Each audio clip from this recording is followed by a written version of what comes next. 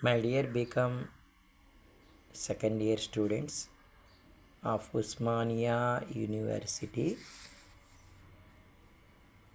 this is a previous question paper in the subject of business statistics 2.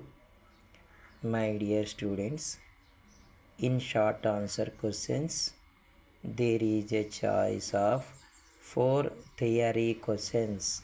One may come from regression, one may come from time series, one may coming from index numbers, and the last one is like probability.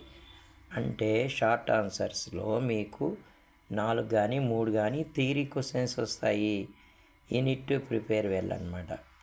And ఇక్కడ regression analysis అనేది 9A 9Bలో ఉంటుంది. Regression equation of x on y, y on x చూసుకోవాలి. X bar and y bar పాయింట్స్లో రాకపోతే చిన్న formula సరిపోద్ది. పాయింట్స్లో వస్తే బిఎక్స్వై బీవైఎక్స్ కనుక్కోవడానికి బిగ్ ఫార్ములా ఉంది కదా, అది యూజ్ చేసుకోవాలి. రిగ్రెషన్లో ఒక్కొక్కసారి ఒక్క లెక్క కూడా ఇవ్వకుండా కంప్లీట్గా థియరీ అడిగే ఆస్కారం కూడా ఉంది. మీరు గుర్తుపెట్టుకోవాలి. అది పర్టికులర్గా ఎగ్జామ్ దగ్గరికి వచ్చిన మూమెంటే నేను మాట్లాడుతున్నాను.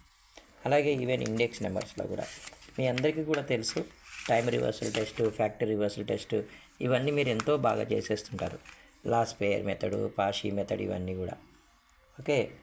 అంటే గైడెన్స్ తీసుకోండి అమ్మా. ఇక్కడ లాస్ పేయర్ అడిగాడు, పాషీ అడిగాడు, ఇది ప్రైస్ ఇండెక్సా వెయిట్ ఇండెక్సా కూడా చూసుకొని జాగ్రత్తగా చేయండి.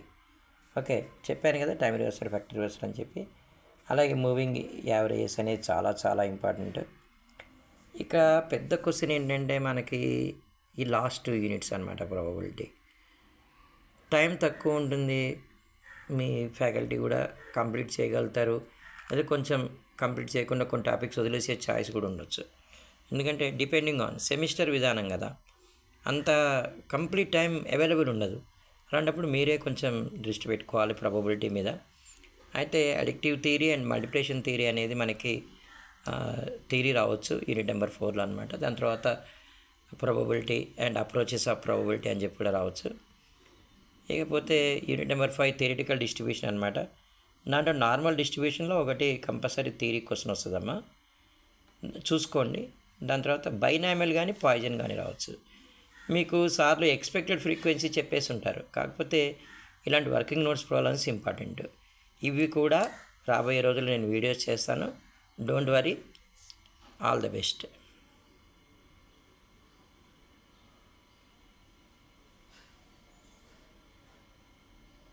వీలుంటే ఇవి ప్రాక్టీస్ చేసుకోండి, ఆన్సర్స్ కూడా సెండ్ చేయండి.